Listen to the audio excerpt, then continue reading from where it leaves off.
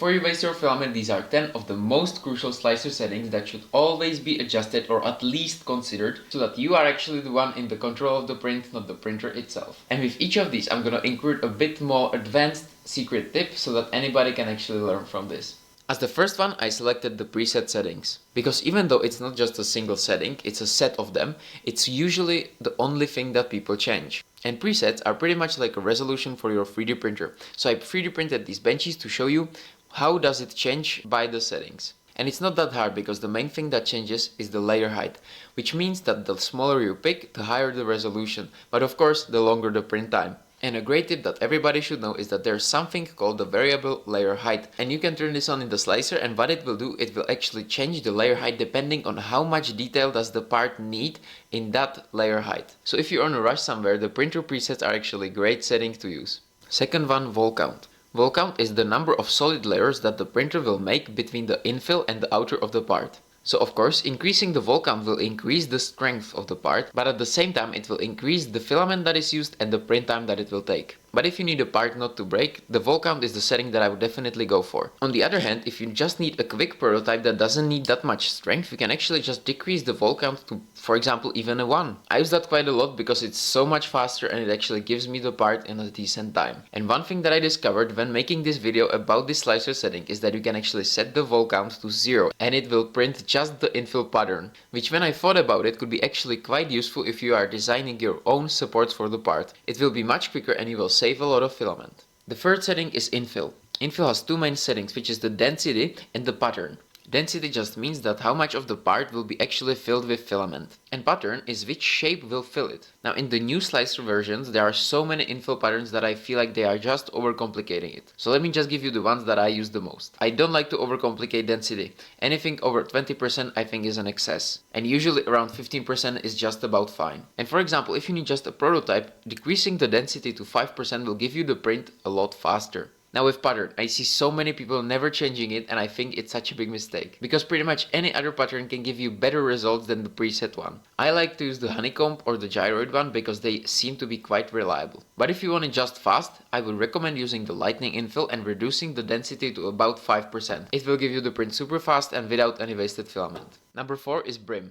Brim is super important because it saved most of my adhesion issues. What a brim is pretty much a few initial layers that are surrounding your print so that it would stake to the plate better. Usually people let them generate automatically, but I think that's a big mistake. Because sometimes the slicer decides to put a brim on a part that definitely doesn't need a brim, and then it makes the post-processing of the part so much harder. So always after slicing, just make sure that the automatic brim setting decided correctly and that you actually either want it or don't want it there. For me, 99% of adhesion issues can be solved with a brim, so if one of my prints doesn't stick, I usually just use the outer brim.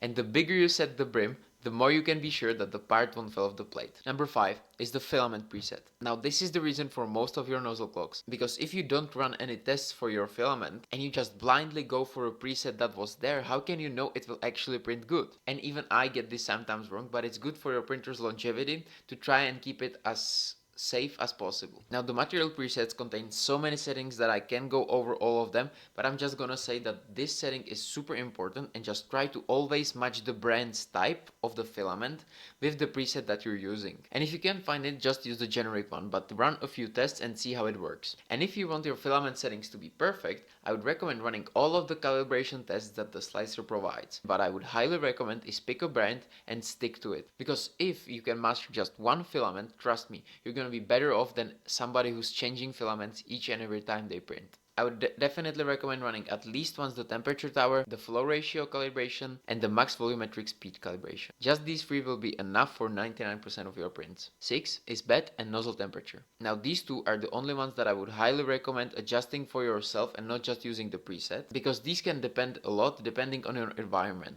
Now I don't think I need to explain that bed temperature is just the temperature that the plate will be, and nozzle temperature is just the temperature that the nozzle will be. But a great thing to know is that if your prints are falling off the bed, increasing the bed temperature will never do you any bad. Because what the bed temperature can do is it keeps the first layer of the print still in a bit of a liquid state. And that makes the print adhere a lot better. And with the nozzle temperature, it's really important to run the temperature tower test, because if you heat up the nozzle to a wrong temperature for the filament, you will spend a lot of time fixing your 3D printer.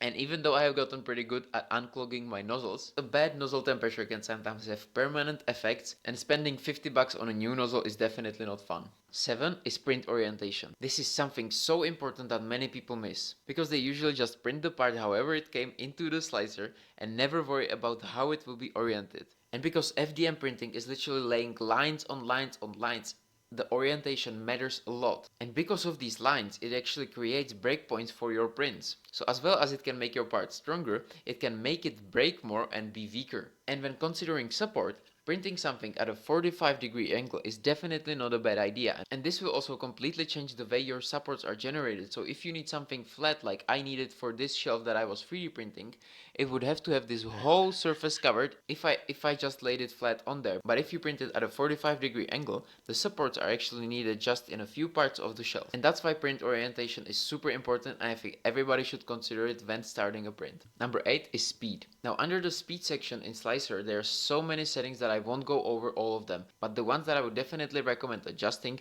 is the outer wall speed. Because if you have a bit more detailed part, the outer wall will really determine how it will look in the end. Then it's also good to mention that if you need a better bed adhesion, slowing down the first layer is an amazing tool to use. And as well as you can differentiate the layer height that is used when printing the part, you can also differentiate the speed. It's usually located under the same button, and it will adjust the speed of the layer depending on how much detail is in that layer and how much it will need to slow down, which I would highly recommend if you have a part that is more simple on the bottom and, for example, more complicated or detailed on the top. Number 9, supports. If you aren't printing just calibration cubes and benches, you will probably have to use supports sometimes. Supports is something that really advances 3D printing because it allows us to print pretty much anything just by adding a part that isn't part of the model but will be removed later. There are two main types of supports, which are the normal ones and the tree ones. Now there's a lot to unpack about supports, but I don't want to go too much in detail, so to simplify it, the normal supports are much better for simpler shapes,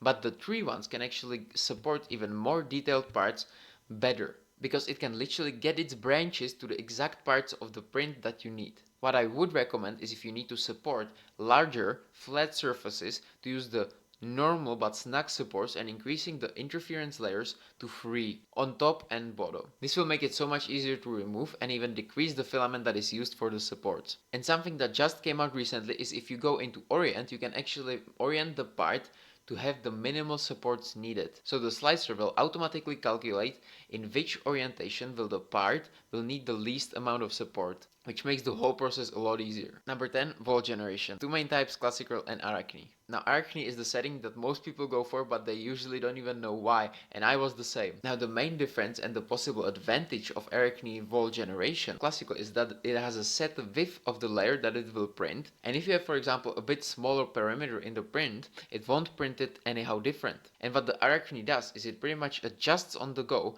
and the slicer decides that it's gonna act a bit differently over here because it's a bit smaller. Which makes so much sense, you know, it's smaller, so print it a bit smaller. So the arachne wall generation pretty much makes the printer think about what it's doing. So I would highly recommend using the arachne as standard because it gives the printing a bit more intelligence. Now if you take into consideration all of these 10 settings, I think 99% of your prints will never fail. And I hope that this video was somehow useful and my explanations were actually decent.